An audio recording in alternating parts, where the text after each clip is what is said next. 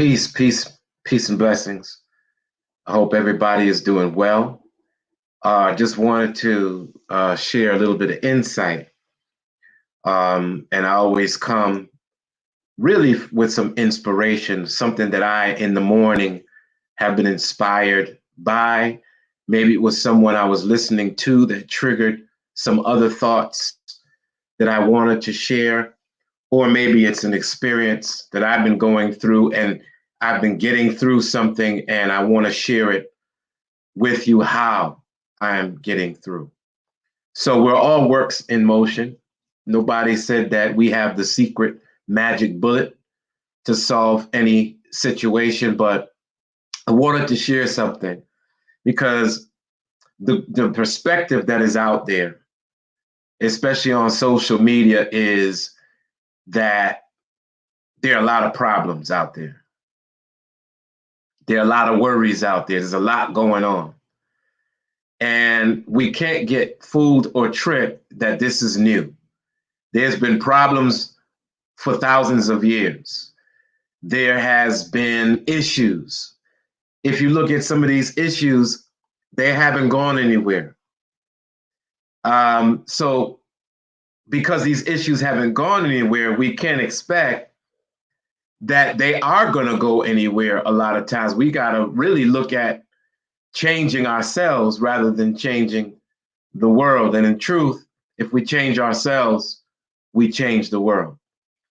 So problems are there. Bills have been there from I don't know how long. When you got old enough to pay bills, bills have been there and bills haven't stopped coming. You know, even racism, police brutality, these are all problems that we look outside of in the world.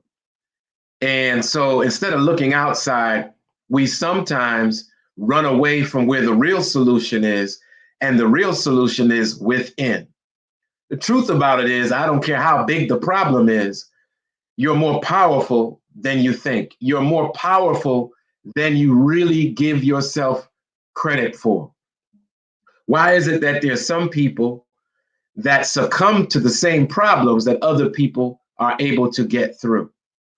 Are we really tapping into our real power, who we really are? You know, you read stories about people who have humble beginnings. They came from poverty. You know, they probably went to prison or they went to jail or their family members have died. And there are some people who have utilized that same story. And not only have they gone through that, but they have thrived and they have been able to tap into something within themselves. One of the biggest lies is there's somebody greater on the earth than you. Ain't nobody greater than you. You are just as powerful and as great as everybody else. This is the problem with a lot of religious thought. It has us to look in the sky. It has us to look outside of us for the answer. It has us to rely on other people thinking that they have more ability than we do. And the truth about it is you have a lot of power in you. You know, for years they've been studying about healing. You know, and I want you to think about even faith healers, people that, you know, call themselves faith healers and they may lay hands on somebody. It's not that that person that lay hands on you is so powerful. It's your belief in the person that is laying the hands that gives them the power over you. So it's actually your belief in somebody outside of you that gives them power over you. But the power is in you. I remember years ago, UConn did a study on medicine, and they studied what was called the placebo effect. Y'all know what the placebo effect is? They did a study, and they gave some people medication, and they gave other people sugar pills. And then they had another group that didn't give anything at all. And they found that the group that they gave sugar pills but believed it was the medicine had tremendous healing. That shows that if you believe it and you know it in your mind's eye, you can actually accomplish healing. But do you believe in you? So I got a problem with people that say, oh, I believe in God, but you don't believe in you. What do you think God is? What do you think power is? There's always going to be an obstacle. There's always going to be something in your way. But how powerful do you believe you are? So, and I'm not saying be arrogant, and I'm not saying be a person that goes around, telling other people they ain't nothing. But the opposite is the same power that you see in somebody that's accomplishing something is the same power in you. There's a verse in the Bible that is attributed to Jesus where he said, greater is in you, greater is he that is in you, referring to the God, than he that is in the world. In other words, he's saying that God that's in you, that power that's in you, is greater than anything outside of you. So if you're going to tap into anything, tap into yourself. Tap into your own power. Realize that this is a vehicle, a vessel, a conduit. The body is, man, terrific. This thing can heal itself. This thing can build itself up. Man, you can transform this thing to be a machine. You ever see those Navy SEALs or Marines? You ever see these people on UFC? Their body becomes a machine. This is powerful, but it's only as powerful as you believe in you. See, our problem is that we aim to high and don't succeed. Our problem is that we aim too low and do succeed. Most of us are settling for mediocrity, bare minimum. The life that we live is internal and external. I mean, eternal. So internal means that we have an inexhaustible power within us that we have not tapped into. And because we haven't tapped into it, we don't really know what we're capable of. They say that we only use, check this out, we only use 10% of our brain power. We're functioning on less than 1/10 of what we could function on. So when you see somebody that's able to do something great, you go, oh my God, what a great person. But what they're showing you is that greatness that you think that they have, you got in you. Now, for some reason, Bible is on my mind. And let me say this. One of the things that we have to realize is no one person got all the answers. We like to take a great leader or a great teacher and swallow everything that they teach. But as I'm going to the Bible, I'm also going to the Quran. The Quran talks about the bee, and the bee operates like this. The bee goes from flower to flower. So pretend each flower is a teacher. Each flower is a spiritual religion. Each flower is a different school. But the bee doesn't take everything from the flower. The bee takes the best part from this flower, from that flower, from that flower. And they take it and they turn it into this beautiful chemical compound that we know as honey. And when we taste it, we're like, that honey is great. But what we don't know is that the honey was made from several different sources. Some of y'all are scared to tap into several different sources. Now I'm studying, clinical therapy, and I realize there are different schools of thought. There are different theoretical approaches. And there are some people, they're going to swallow everything that Jung said. Some people will swallow everything that Freud got.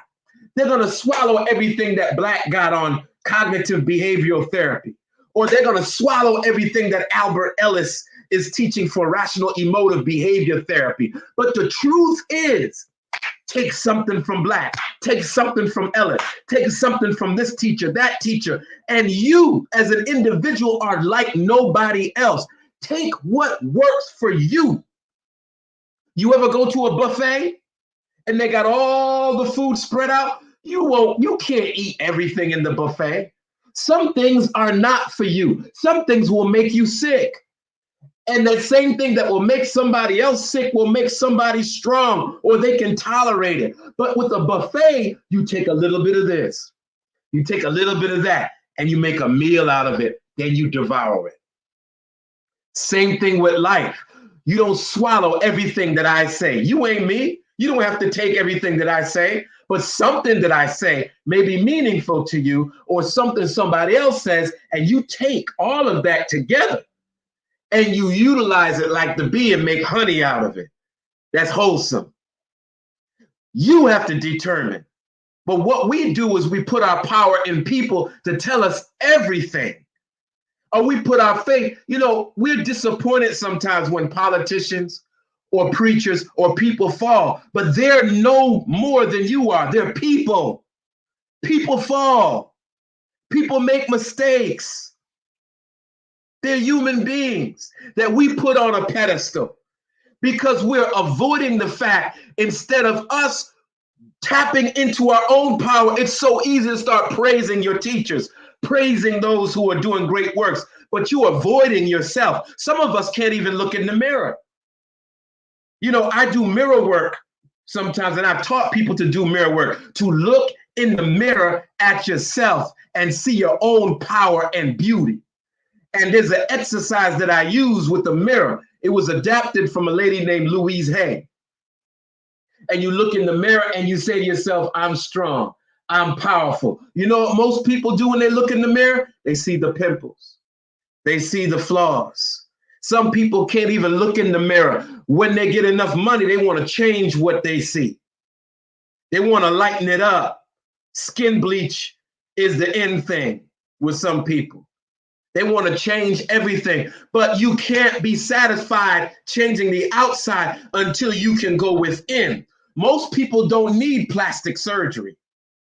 Plastic surgery is really for people who've been in accidents, people who have, something happen and they need a skin graft and they need something. But there's people that aim for perfection on the outside, but they don't go deep enough to tap into the inside. In you is this thing called the subconscious mind. It's programmable.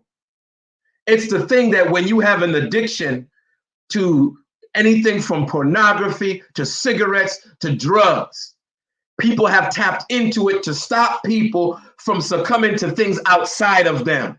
So the real medicine, the real cure, the real power over things is already inside of you. Some use what is called tapping. Some people use what is called hypnotism. The people that study Scientology, they have this thing where they go and they audit people and they go with them over a period of time. And some of these people have recovered from illnesses, but they're tapping into the person's natural chemistry. And they have an auditor that sits with them, and the person communicates to the auditor. But what they don't know is that they're giving the power to the auditor to heal them, and the power is already with them. Some people, you got to give them an idol to worship. You got to give them a preacher to praise. You got to give them an idol to sit down in front of, because they haven't tapped into their real power. They don't know how to go within. Sometimes a doctor will tell you something and heal you when you already knew the inside of yourself what the issue is. So we don't build inner strength. So I'm going right back to the New Testament. Well, I don't know. I'm just in a scriptural mode. Those of us, we grew up in the church, we grew up in the mosque, we grew up in the street with the brothers, the gods, or whoever was in the 5%. We were in self-help. We read all of these books. We might have read Eckhart Tolle or whatever. I draw from all of it. I do give credit where I get my information. All right. But there's a thing in the Bible where Jesus is healing someone. And the disciples tried to heal too. You know what's interesting? The figure in the Bible that we read about never made himself greater or bigger than anybody else. He always tried to get people to tap into their own greatness. And this was an example. They tried healing somebody. Now, I want you to think about not physical meaning. I want you to think about esoteric, metaphor, and symbolism, because most of these scriptures are esoteric, metaphor, and symbolic. And it's always about you. So he went around trying to heal people. The disciples, they couldn't heal someone. So here comes the figure that we know in this New Testament as Jesus, who heals them. And they ask him the question, how were you able to, go ahead, babe. All right. How were you able to heal this person? And he said one simple thing, through praying and fasting. He didn't say I'm more powerful than you. He didn't say I'm better than you. He said, man, you just go within. Prayer is something that you do. Fasting is something you can do. In other words, those are things that you could do to start believing and tapping into yourself. Prayer is just not calling on somebody on the outside. Prayer is, connecting to your source within. The highest version of yourself is the divine version. And then fasting is the ability to restrict your appetite, to not be controlled by something outside of you, like food, water, drink, sex. This is just empowering yourself. But the symbolism is the miracle doesn't have to be healing somebody. The miracle could be starting a business. The miracle can be getting through school. The miracle can be being a good father, a good husband, good wife, whoever. The miracle in your life is attainable and it's within you. So I'm going to close on this note. There are certain things in our lives that happen, and most of it happens because they start happening within us first.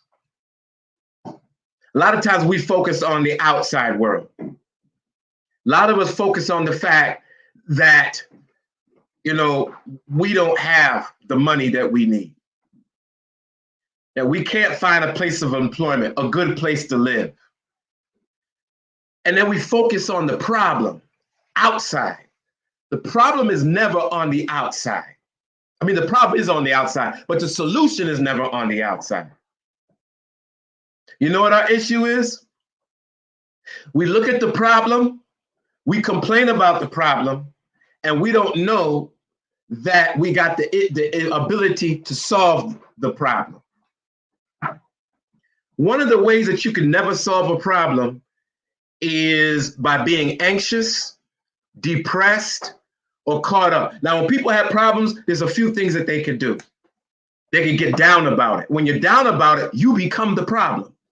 Because now you got to deal with your own depression, and you got to come up out of that before you can clearly see. Think about it. When people are depressed, everything looks gray. Nothing has excitement. They can't see a solution. So the first step is, instead of me worrying about the problem, I'm going to get away from it. I'm going to tap into myself. I am my own solution. Now, how am I going to get this bill paid? I surely can't get this bill paid by worrying about it. But in me is talent. What are my talents? What are my money-making gifts? Can I speak well?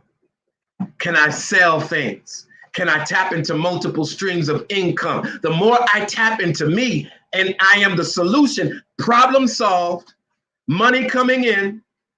Money is like current. That's why people call it currency. You have to have money going out and money coming in. The minute you try to hold on to it, you stop the current. The minute you try to give it all away and don't hold on to none, you stop the current. You have to keep on circulating it. It's like blood. It keeps flowing. But so are ideas. Ideas have to come and go. You keep working on them, they keep flowing, but you can't have ideas when you're stressed, worried, or depressed. So never get stressed, worried, and depressed when you're trying to solve a problem. You got to be relaxed. You got to tap into yourself, and you got to allow yourself to flow. And as your ideas flow, so comes ideas to make money and bring solutions into solving them. It's all within you. You can cry about being overweight. You can cry about having high blood pressure. You could do that. But what the doctor's going to give you is something outside of yourself from the cure. And they'll tell you, I'm giving you this medicine until you have the ability to regulate what you eat. Remember, Jesus said in that through praying and fasting. Prayer is tapping in to your own divinity, and fasting represents the ability to control what comes in, what comes out of you, and rely on your own inner resources. There's already enough food in you to last for up to 40 days. Scientific fact. Do you know you have enough resources to hang for a moment? But some of us don't believe it. You can go without water for up to 3 to 7 days, but you need water. But the fact that you have so much in you already is powerful that we've never tapped into. It's the same thing with inner resources. We got a lot, we can tap into it. Now, a doctor will give you a pill and say, take this to regulate your high blood pressure. But the fact about it is they give you that until you can, eat right. Keep down the stress until you master yourself.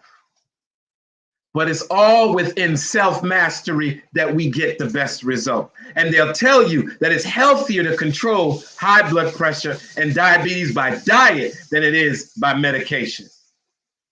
But there's very little doctors that will have you learn to tap into yourself because they too have not tapped into themselves. And the doctors, I remember Elijah Muhammad saying the doctors don't live any longer than their patients do. So I'm gonna close on this note. You're more powerful than you think. And certainly one of the ways to get to your power, I believe, is fasting, doing those things, exercising, seeing your body being built, studying, trying to find a way, if you're a business person, to have a better business. Whatever you want to improve, you have the ability to improve in your life. But remember, you have the ability to gather resources from all kinds of sources, and you don't swallow everything. You take that which is best for you. The other thing is you are your own expert. Until you believe that you are your own solution. Now, I talked about the subconscious mind, right? Do you know that the subconscious mind does not know whether you're telling a lie or you're joking? When you say, I am no good, even if you said it, man, I'm so stupid, your subconscious mind takes that in, I am stupid. So the subconscious mind begins now to program you as being stupid.